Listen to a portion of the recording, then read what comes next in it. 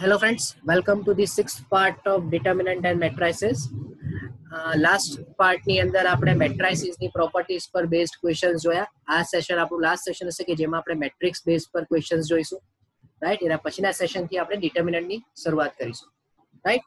તો આજના સેશનને સ્ટાર્ટ કરીએ. આજના સેશનનો જે ફર્સ્ટ ક્વેશ્ચન છે એ છે કે એક મેટ્રિક્સ તમને ગિવન છે કે જો A ટ્રાન્સપોઝ A નો પરિવર્તિત શ્રેણિક હોય જ્યાં ABCD E અને F એ પૂર્ણાંક છે કે જેથી ABD નોટ એ 0, તો આવા શ્રેણિકની સંખ્યા શોધો કે જેથી A ઇન્વર્સ બરાબર A ટ્રાન્સપોઝ થાય. હવે તમારે A ઇન્વર્સ બરાબર A ટ્રાન્સપોઝ શોધવું છે. તો જો હું આની બંને બાજુ A વડે મલ્ટીપ્લિકેશન કરી દઉં તો તમને AA ટ્રાન્સપોઝ બરાબર I મળી જશે, બરાબર. તો હવે આપણે A ઇન્ટુ A ટ્રાન્સપોઝ વિચારીએ. ચાલો, A ઓલરેડી આપી દીધો છે તમને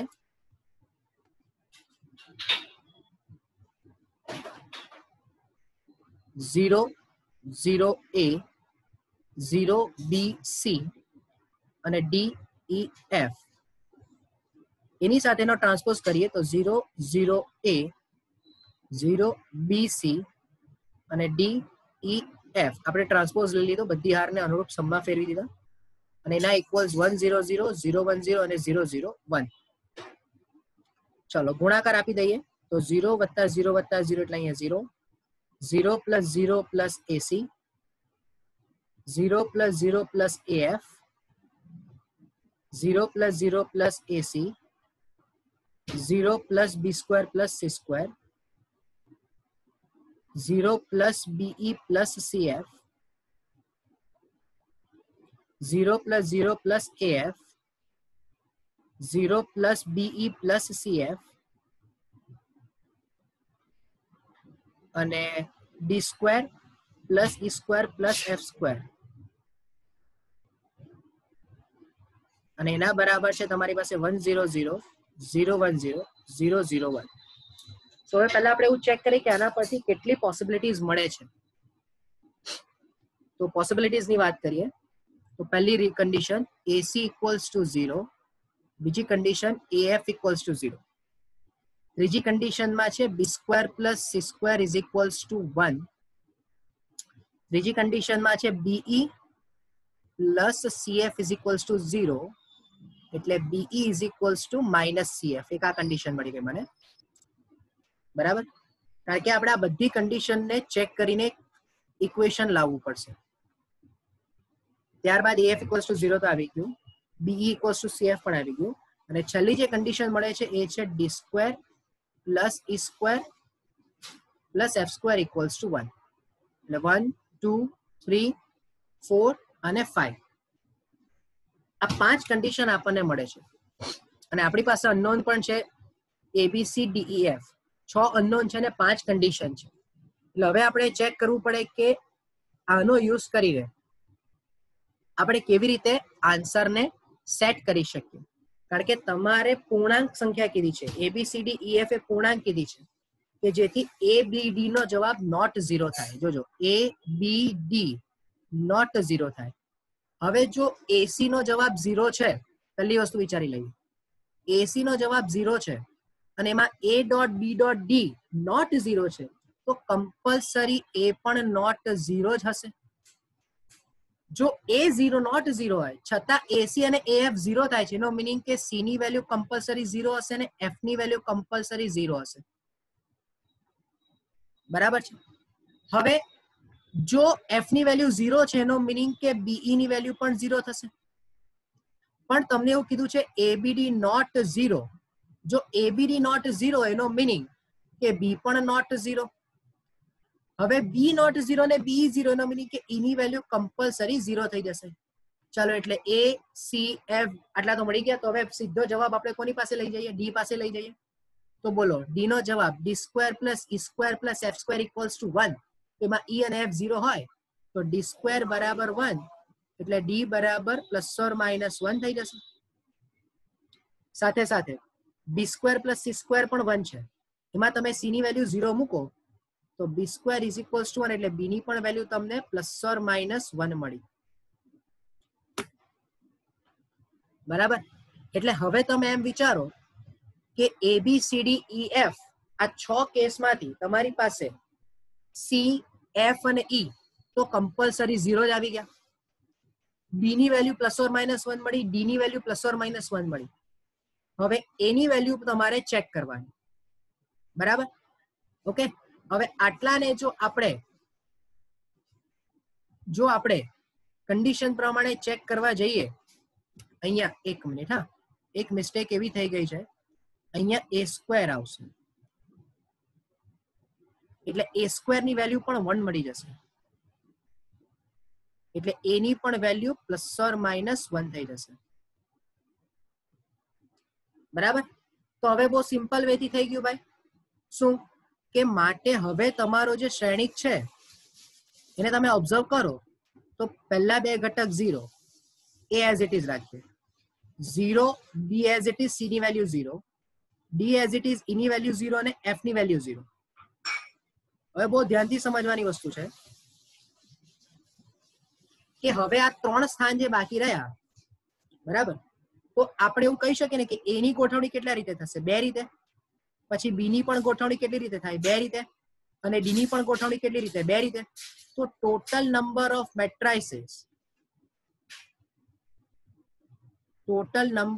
મેટ્રાઇસીસ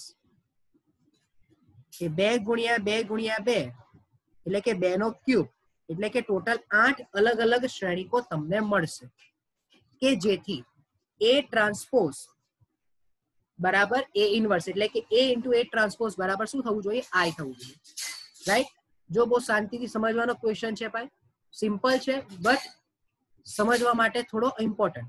અને એમાં પણ જે આપણી પાસે આ 6 અનનોન્સ આપેલા હતા એની કિંમત જે શોધી એ તમારા માટે સૌથી અગત્યનું થઈ જશે. ઓકે.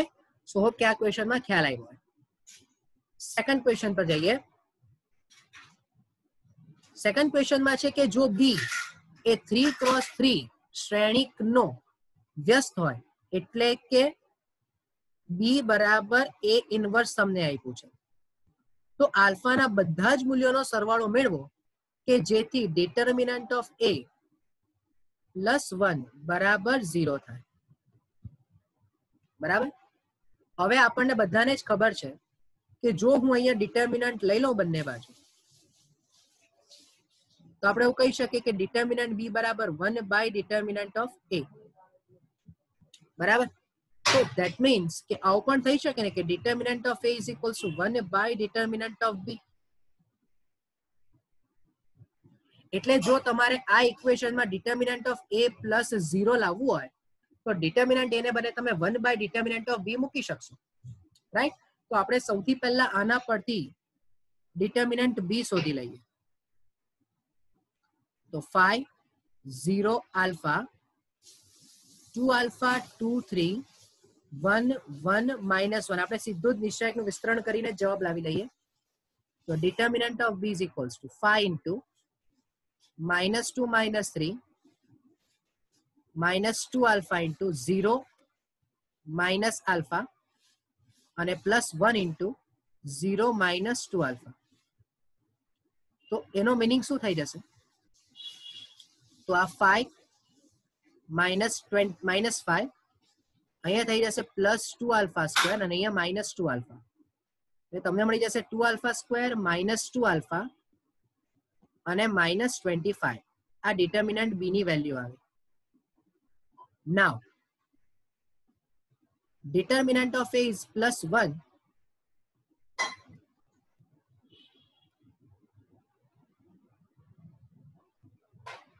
એમાં ડિટર્મિનન્ટ એને બદલે આપણે 1 / ડિટર્મિનન્ટ ઓફ બી +1 = 0 કહી દઈએ.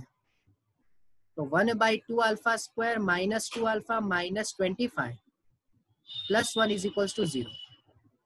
લસા લઈ લઈએ =0 કારણ કે છે તો સામે થઈ જશે. તો 2 આલ્ફા સ્ક્વેર -2 આલ્ફા અને -24 = 0. ટૂંકમાં આલ્ફા સ્ક્વેર માઇનસ આલ્ફા -12 = 0. હવે આના પરથી તમને વિસ્તરણ ખબર પડી જાય તો એ થઈ જશે આલ્ફા -4 અને આલ્ફા +3 ઇઝ ઇક્વલ્સ ટુ 0. ટૂંકમાં આલ્ફાની વેલ્યુ 4 અને આલ્ફાની વેલ્યુ -3 મળી. તો માટે સમ ઓફ વેલ્યુઝ ઓફ આલ્ફા 4 + -3 એટલે આન્સર આવી જશે 1. એટલે સી તમારો જવાબ થશે. રાઈટ? એટલે આ પણ ક્વેશ્ચન તમે ઓબ્ઝર્વ કરો મેટ્રિક્સના બેઝ પર જ છે, બરાબર, પણ પ્રોપર્ટીઝનો આમાં પણ યુઝ થાય છે કે જો તમને B = A ઇન્વર્સ પરથી નિશ્ચાયકની પ્રોપર્ટી નહીં ખ્યાલ હોય તો તમે આ ક્વેશ્ચનને સોલ્વ થોડુંક ડિફિકલ્ટ રીતે કરો. રીતે શું કરો તમે? ધારો કે કોઈ નોર્મલ રીતે વિચારવા જાય, પ્રોપર્ટીઝ નથી ખબર, તો શું કરી શકે? એ B A ઇન્વર્સ શોધવા જશે, સમજો, અને A ઇન્વર્સ નો ઇન્વર્સ એટલે A મળે, એટલે તમે પાછું B નો ઇન્વર્સ શોધવા જાઓ તો એવો થોડું લેન્ધી થઈ જાય. એટલે એના માટે અગત્યનું છે કે આ પ્રોપર્ટીઝ તમારા માટે ક્લિયર હોવી જોઈએ. ઓકે, નેક્સ્ટ ક્વેશ્ચન પર જઈએ.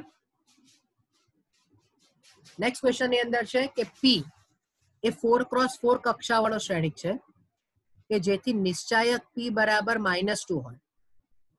તો તમારે નિશ્ચાયકમાં એડજોઇન્ટ ઓફ 3p ની કિંમત શોધવાની છે. હવે એક ક્વેશ્ચન આગળ આપણે કરી ગયા, બાય મિસ્ટેક રિપીટ થઈ ગયો છે, કઈ વાંધો નહીં, પણ અહીંયા સૌથી પહેલું તો નિશ્ચાયકમાં એડજોઇન્ટ ઓફ 3p, આનો મિનિંગ પહેલા ખબર પડી જોઈએ કે નિશ્ચાયકમાં 3p ની 4 - 1 ઘાત, એટલે અહીંયા 3p ની 3 ઘાત થશે.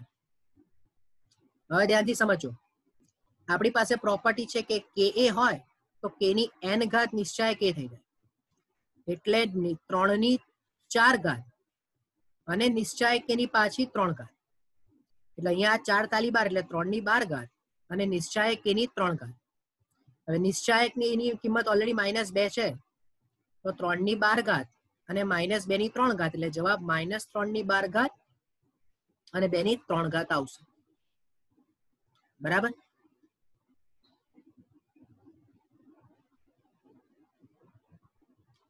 એટલે કે ડી ઓપ્શન તમારો અહીંયા આવશે.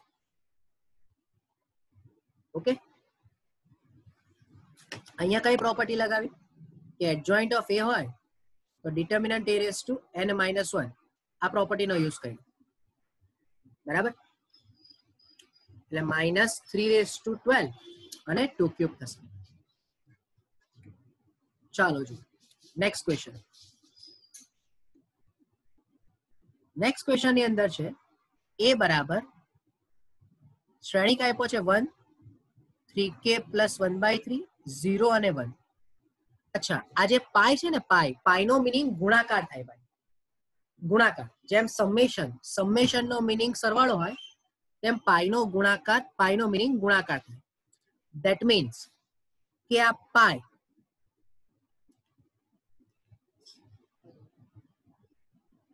k = 1 to 36 10 3k + 1/3 ને 1. આનો મિનિંગ એવો થયો કે k ની કિંમત 1 થી સ્ટાર્ટ કરવાની. જો હું k બરાબર 1 મૂકું તો 3 + 1/3 અને 1 ડોટ k ની કિંમત તમારે હવે 2 મૂકવાની. બરાબર? 2 મૂકીએ તો 1 0 6 + 1/3 અને 1, પછી પાછું મલ્ટીપ્લાય કરો. હવે k ની કિંમત તમારે 3 મૂકવાની, એટલે 1 0 9 + 1/3 અને 1. આમ જતા જતા ડોટ અપ ટુ લાસ્ટ કિંમત 1 0, k ની કિંમત ક્યાં સુધી જવાની છે? 36 સુધી જવાની છે. એટલે 36 × 3 એટલે 108 પ્લસ 1/3 અને 1. આ તમારે શોધવાનું છે. હવે આપણે આગળ બહુ બધી વખત ચર્ચા કરી છે કે જ્યારે કોઈ શ્રેણિકની ઘાત બહુ મોટી હોય, અથવા આ તમે જુઓ આ ટોટલ 36 શ્રેણિકોનો ગુણાકાર છે, તો કમ્પલસરી તમને કોઈક ને કોઈક પેટર્ન મળે જ, ડેફિનેટલી મળશે. બરાબર? તો એ પેટર્ન શું હશે હવે આપણે સમજીએ. તો આપણે સૌથી પહેલા આ પહેલા 2 શ્રેણિકનો ગુણાકાર વિચારીએ. બરાબર? બાકીના અત્યારે ધ્યાનમાં નથી લો, ખાલી આ 2 શ્રેણિકનો ગુણાકાર વિચારો. જોજો, તો અહીં પહેલા 2 શ્રેણિકનો ગુણાકાર શું થશે તે આપણે ઓબ્ઝર્વ કરીએ. 1 + 0 એટલે 1. પછી આ ઘટક વિચારીએ એટલે બીજી હાર પહેલો સ્તંભ એટલે 0 + 0 એટલે 0. પછી આ ઘટક વિચારીએ આ નીચેનો એટલે કે બીજી હાર બીજો સ્તંભ એટલે 0 + 1 એટલે 1. ઓકે, હવે વિચારીએ આપણે આ શ્રેણી આ ઘટકની વાત કરીએ એટલે કે પહેલી હાર ને બીજો સ્તંભ તો 6 + 1/3 અને 3 + 1/3 એટલે શું થશે તમારી પાસે જોજો કે 3 + 1/3 + 6 + 1/3 ટૂંકમાં તમને મળી જશે 1 0 9 + 1/3 સોરી 2/3 અને અહીંયા 1. ઓકે, હવે આનો જ ગુણાકાર તમારે આની સાથે કરવાનો, બરાબર? આ જે ક્ષણિક આવ્યો એનો ગુણાકાર તમારે આની સાથે કરવાનો. સો નાવ કઈક પેટર્ન આપણે શોધી લઈએ. આ 9 + 2/3 અને 1 સાથે 1 0 9 + 1/3 અને 1 કરીએ એટલે અહીંયા 1 0 1 તો ચેન્જ થવાનું જ નથી. અહીંયા થઈ જશે 9 + 1/3 + 9 + 2/3. ટૂંકમાં કહેવાનો મિનિંગ 1 0 18 + 3/3 અને 1. અચ્છા, તો શું ઓબ્ઝર્વ કરો છો તમે કે જ્યારે તમે પહેલા બે ક્ષણિકનો ગુણાકાર કર્યો તો અહીંયા 2/3 આવ્યું, પછી ત્રીજો ક્ષણિક આવ્યો તો 3/3 થયું. તો બટ ઓબ્વિયસ છે કે જ્યારે ચોથો ક્ષણિક હશે તો આ ત્રણ ઘટક નથી બદલાવાના, માત્ર ને માત્ર 3/3 ને બદલે શું થઈ જશે 4/3 થઈ જશે. એટલે કે જેટલા ક્ષણિકનો ગુણાકાર કર્યો બરાબર એટલા ક્ષણિકોમાં અહીંયા એ સંખ્યા આવી જશે, બરાબર? તો હું એમ સમજી શકું કે જ્યારે હું આ બધાનો ગુણાકાર કરીશ તો અહીંયા 1 અહીંયા 0 ને અહીંયા 1 તો રહેશે જ.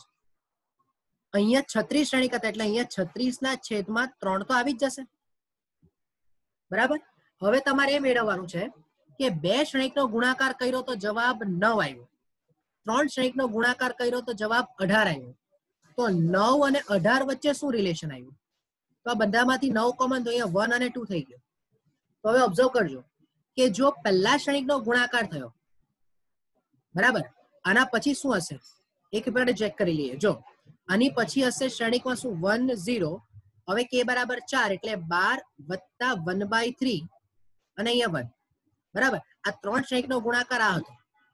હવે આની સાથે તમે આનો જ્યારે ગુણાકાર કરશો બરાબર તો તમને મળશે 12 + 18 એટલે 30, બરાબર? એટલે 9 18 અને સોરી 9 18 પછી 30 મળે છે, સોરી 9 18 30 મળે છે. હવે 9 18 30 માં આપણે કઈક પેટર્ન વિચારવા જઈએ તો 9 પછી 18 પછી 30 તો ડિફરન્સ છે બધા વચ્ચે, ડિફરન્સની પણ પેટર્ન નથી મળતી. અચ્છા, 3 કોમન લઈએ તો 3 6 10. ઓકે, તો ભાઈ આ 3 6 10 જે છે ને એ n +1, કારણ કે 3 અને 6 વચ્ચેનો ડિફરન્સ 3, 6 અને 10 વચ્ચેનો ડિફરન્સ 4, એટલે આ કોઈક દ્વિઘાત સમીકરણ પ્રકારની શ્રેણી બનશે. સમજો, બરાબર?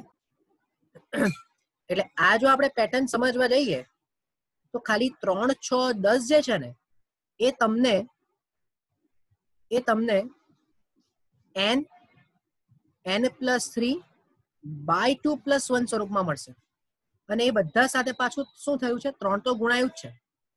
સમજો, અત્યારે આપણે 3 તો કોમન જ એટલે 3 ને ધ્યાનમાં નથી લેતા, આપણે ખાલી 3 6 ને 10 ની પેટર્નની વાત કરીએ.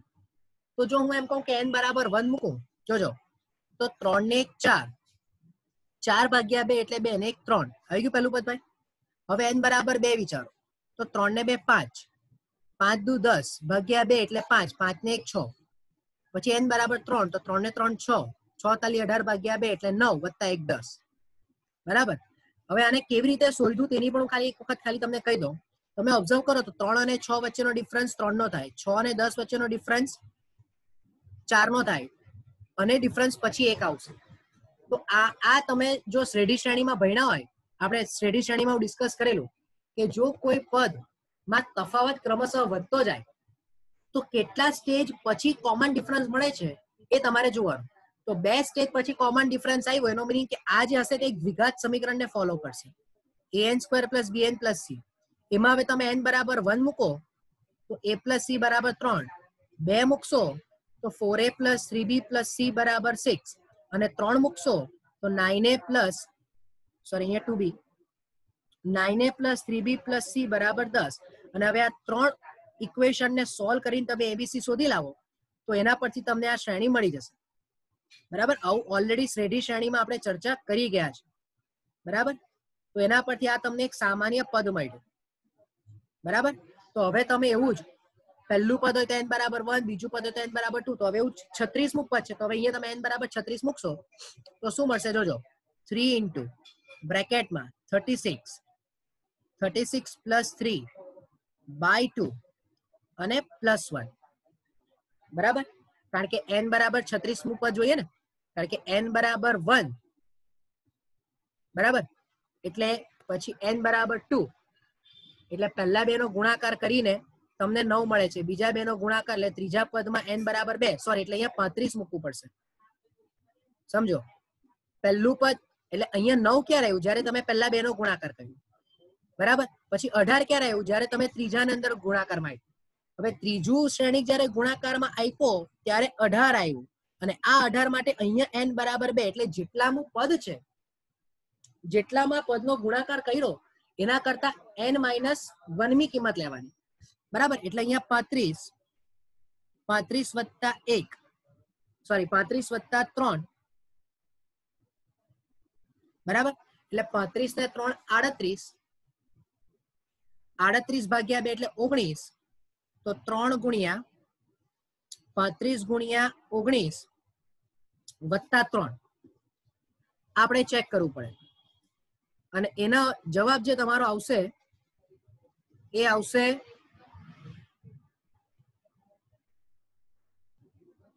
1998 આટલાનો આખાનો જવાબ આવશે 1998 અને એ 1998 માં તમે આ 36 ભાગ્યા 3 એટલે વત્તા 12 ઉમેરી દો એટલે તમને અહીંયા જવાબ ફાઇનલ મળી જશે 2010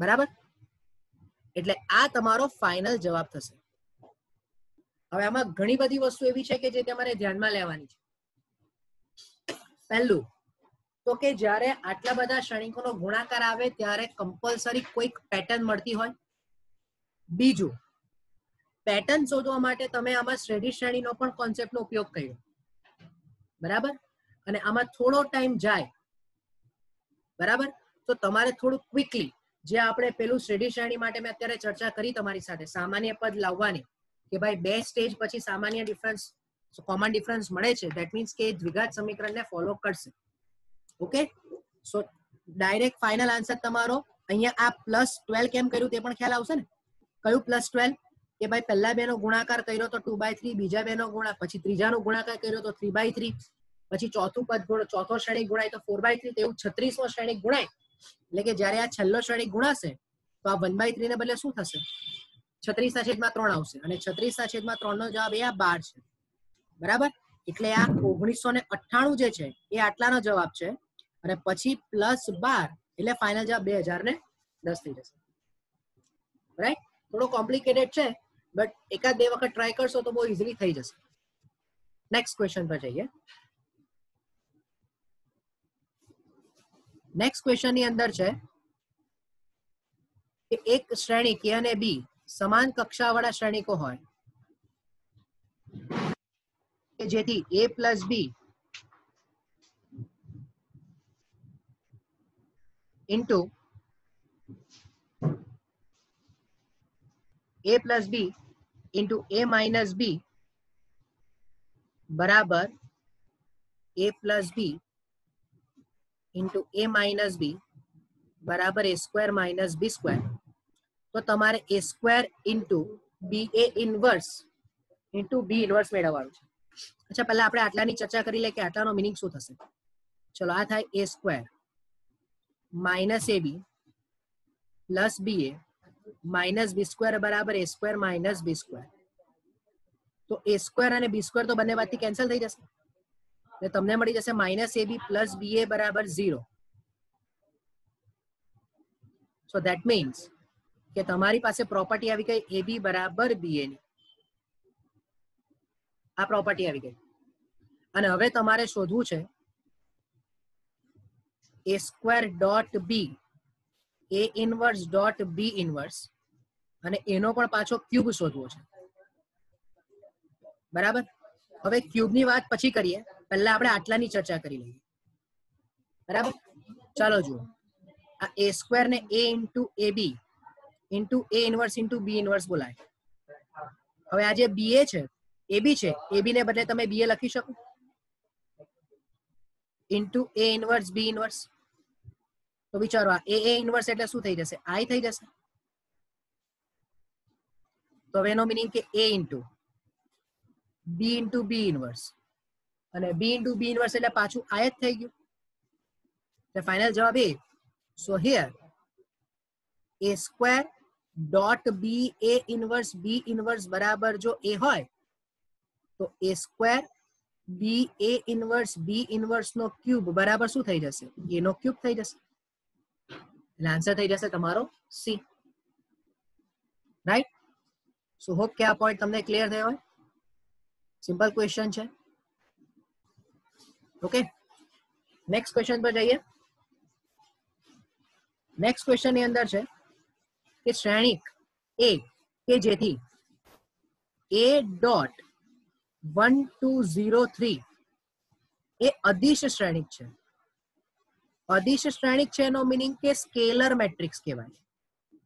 અને સ્કેલર નો મિનિંગ એવો થાય કે a ડોટ 1 2 0 3 બરાબર a 0 0 અથવા તો x ધારી લઈએ, x 0 0 x હોય. આપણને બધાને જ અદિશ શ્રેણિક નો મિનિંગ એવો ખબર છે કે અગ્ર વિકર્ણના ઘટકો સમાન, બાકીના ઘટકો 0. સાથે સાથે તમને આપ્યું છે કે ડિટર્મિનન્ટ ઓફ 3a બરાબર 108, તો તમારે a સ્ક્વેર શોધવું છે. હવે આમાં બે ત્રણ વસ્તુ થાય. પહેલા તો તમારે શ્રેણિક શોધવો પડે a. બરાબર, એ શ્રેણિક શોધવો પડે. અને એ શ્રેણિક શોધવા માટે આપણે એક કામ કરીએ કે આ જે શ્રેણિક છે અને હું બી ધારી લઉં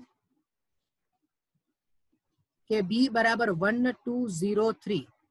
ચાલો સમજો, 1 2 0 3 નો મિનિંગ શું થયો કે ડિટર્મિનન્ટ બી ની વેલ્યુ થઈ જશે 1 2 0 3. સો ધેટ મીન્સ કે determinant B is equals to 3. બરાબર. અને આને આપણે કેપિટલ એક્સ કહી દઈએ. ઓલસો કેપિટલ એક્સ બરાબર x 0 0 x. તો આનું પણ નિશ્ચાયક શું થશે? તો કે x સ્ક્વેર થશે. હવે જે પહેલી શરત આપી છે એનો આપણે યુટિલાઇઝ કરીએ. તો બોલો, હવે આ તમારી પાસે એ બી બરાબર x થઈ ગયું. જો હું બંને બાજુ નિશ્ચાયક લઈ લઉં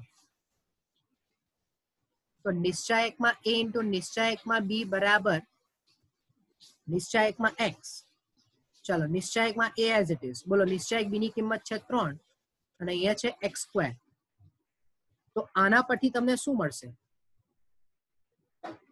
તો આવું લખાય ને કે એ પણ 2 ક્રોસ 2 શ્રેણિક જ હશે compulsory.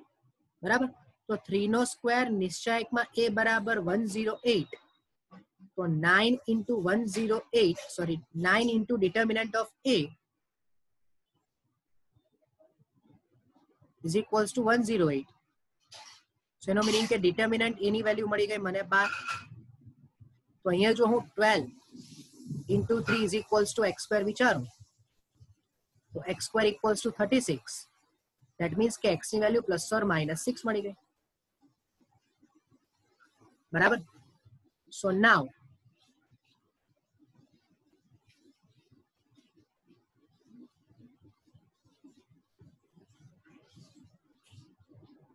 a into 1203 is equals to plus or minus 6 0 0 plus or minus 6.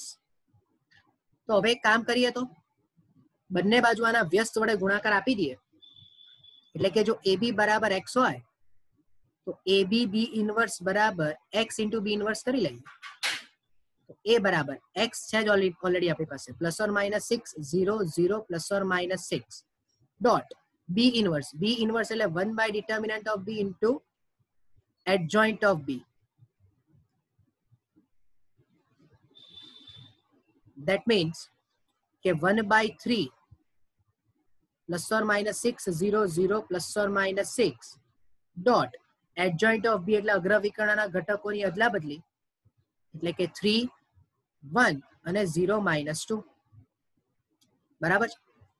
તો હવે તમારી પાસે આ થઈ જશે +or -2 0 0 +or -2 ની સાથે 3 -2 0 1. એટલે અહીંયા હવે તમારે બે પોસિબિલિટી વિચારવી પડે. એક વખત પ્લસ લઈને ચાલુ પડે ને એક વખત માઇનસ લઈને ચાલુ પડશે. બરાબર. તો જો હું પહેલા પ્લસ લઈને કરું એટલે ફર્સ્ટ કેસ કે a બરાબર 2002 ઇન્ટુ 3 -2 0 1. ચલો તો આનો ગુણાકાર શું થશે? 6 + 0 એટલે 6 -4 + 0 એટલે -4 અને 0 + 0 એટલે 0 અને 0 + 2 એટલે 2. બરાબર. અને આમાં જ તમે સ્ક્વેર વિચારો તો 6 0 -4 2 ઇન્ટુ 6 0 -4 2 આ થઈ જશે 36 0 -24 -8 એટલે કે -32 0 + 0 એટલે 0 અને 0 + 4 એટલે 4. તો આવો કંઈક જો ઓપ્શન તમને દેખાતો હોય તો કે ડી ઓપ્શન તમને દેખાય છે. જુઓ 36 -32 0 અને 4. ઓકે. સો નોર્મલી આ જ તમારો ક્વેશ્ચન આન્સર થઈ જાય. બરાબર.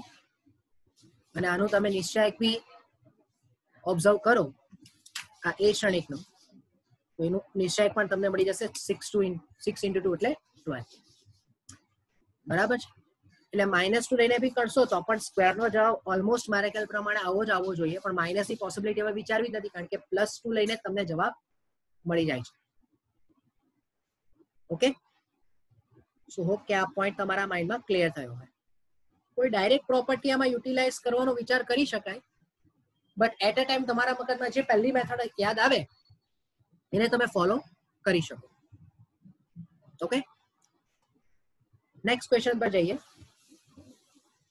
કે જો શ્રેણિક એ આવર્તીય શ્રેણિક છે, આવર્તીય શૂન્યેતર આવર્તીય શ્રેણિક કે જેનું આવર્તમાન 4 છે અને a⁻12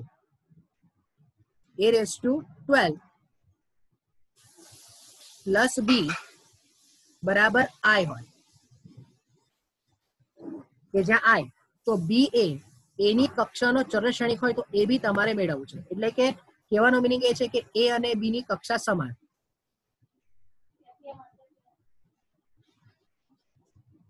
ક્લિયર વસ્તુ છે કે સમાન જ હશે તો જ આ બેનો સરવાળો શક્ય બની શકે છે.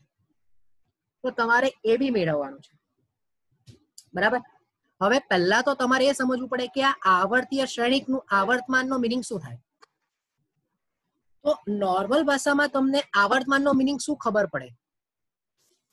આપણે કોઈ પણ એક ટ્રિગોનોમેટ્રિક ફંક્શન વિશે વાત કરીએ ધારો કે, બરાબર, કે એવા ફંક્શનમાં આવર્તમાન શું છે? તો કે હું એમ કહું કે સાઇન વિધેયની વાત કરું હું ધારો કે, બરાબર, સાઇન વિધેયની વાત કરું તો સાઇન વિધેય માટે આવર્તમાન શું કહેવાય? તો 2π એનું આવર્તમાન છે. એનો મીનિંગ શું કે જો sin x છે તો 2π + x કરું તો પણ એનો જવાબ sin x જ આવે. પછી 4π + x કરું તો પણ એનો જવાબ x sin x જ આવે. 6π + x કરું તો પણ જવાબ એનો x જ આવે, sin x જ આવે. ધેટ મીન્સ કે બધા વચ્ચેનો ડિફરન્સ કેટલો હોવો જોઈએ? 2π નો હોવો જોઈએ. જુઓ અહીંયા પણ ડિફરન્સ 2π, અહીંયા પણ ડિફરન્સ 2π. બરાબર. એટલે આટલા પરથી તમે એવું સમજી શકો કે જો કોઈ શ્રેણિકનું આવર્તમાન આવર્તીય શ્રેણિક અને તેમાં પણ પાછું આવર્તમાન 4 આપ્યું છે, ધેટ મીન્સ કે જો તમે શ્રેણિકને એ કીધો, બરાબર, જો સમજો કોઈ શ્રેણિકને તમે એ કીધો કે શ્રેણિક એ માટે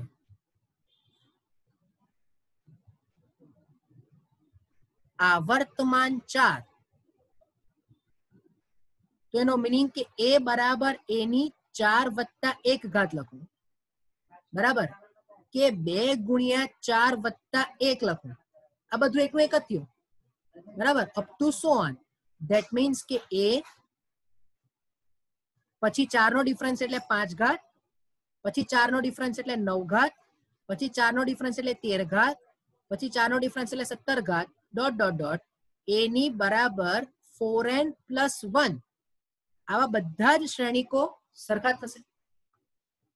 બરાબર, કે એનું આવર્તમાન 4 છે એટલે 4 વખત ઘાત કર્યા પછી તમારો જવાબ પાછો તેનો તે જ આવશે. હવે 5 ને શું લખાય? 4 વત્તા 1. 9 ને શું લખાય? 8 વત્તા 1. હવે 4, 8 જેમ જો 2π આવર્તમાન હોય તો 4π પણ આવર્તમાન જ થાય. કેમ? તો કે 2 into 2π. 6π પણ આવર્તમાન જ થાય તો કે 3 into 2π. 8π પર આવર્તમાન જ થાય. કેમ? તો કે 4 into 2π. એટલે જો 2π આવર્તમાન હોય તો 2π ના ગુણાંકમાં આવતી બધી જ સંખ્યાઓ આવર્તમાન તરીકે વર્તશે ને. એ જ વસ્તુ અહીંયા પણ થઈ ગઈ કે જો 4 આવર્તમાન હોય તો 4 ના ગુણાંકમાં આવતી બધી જ કિંમતો આવર્તમાન તરીકે જ બિહેવ કરશે. બરાબર, તો જો આ કોન્સેપ્ટ ક્લિયર થયો હોય તો હવે તમારી પાસે શું છે? a raised to 12 plus b is equals to I. ચાલો, મને a ની 13 ઘાત, 12 ની નજીક કોઈ કિંમત a ની 13 ઘાત દેખાય છે તો તમે બંને બાજુ a વડે ગુણાકાર આપી દો. તો અહીંયા a raised to 13 plus ab equals to a. હવે જે આપણે નિયમ ભણ્યા એના અકોર્ડિંગ a raised to 13 નો બી આન્સર થશે, એ જ થશે. પ્લસ ab બરાબર a. એનો મીનિંગ કે ab બરાબર શું થઈ ગયું? 0. એનો મીનિંગ કે તમારો જવાબ કે ab કેવું શ્રેણિક થશે? 0 શ્રેણિક થશે. બરાબર, તો આપણે એક એકદમ સ્પેશિયલ પ્રોપર્ટી હતી ભાઈ કે જેનો અહીંયા તમે યુટિલાઇઝ કર્યો, ને આપણે એક અલગ પ્રકારનો શ્રેણિક થઈ ગયો જેને તમે આવર્તીય શ્રેણિક કહેશો. ઓકે, સો હોપ કે શ્રેણિકના આટલા ટોટલ 6 સેશનમાં આપણને બધાને ક્લિયર થયું હોય. કંઈ પણ ડાઉટ હોય તો તમે આ નંબર પર કોન્ટેક્ટ કરી શકો છો. બરાબર, જો બેનિફિટ તમને આનાથી લાગતો હોય, JEE પોઈન્ટ ઓફ વ્યૂ તમને કંઈક યુટિલાઇઝ થતું હોય તો લાઈક કરો, શેર કરો કે જેથી બીજા સ્ટુડન્ટ્સ આનો બેનિફિટ લઈ શકે. નેક્સ્ટ સેશનથી આપણે ડિટર્મિનન્ટ પર ફોકસ કરીશું અને ઓલમોસ્ટ ડિટર્મિનન્ટના બેઝ પર જેટલા પણ ક્વેશ્ચન્સ છે, જેની પ્રોપર્ટીઝ છે, એના રૂલ્સ રેગ્યુલેશન છે, એનો આપણે યુટિલાઇઝ કરીશું. Okay, so thank you from my side.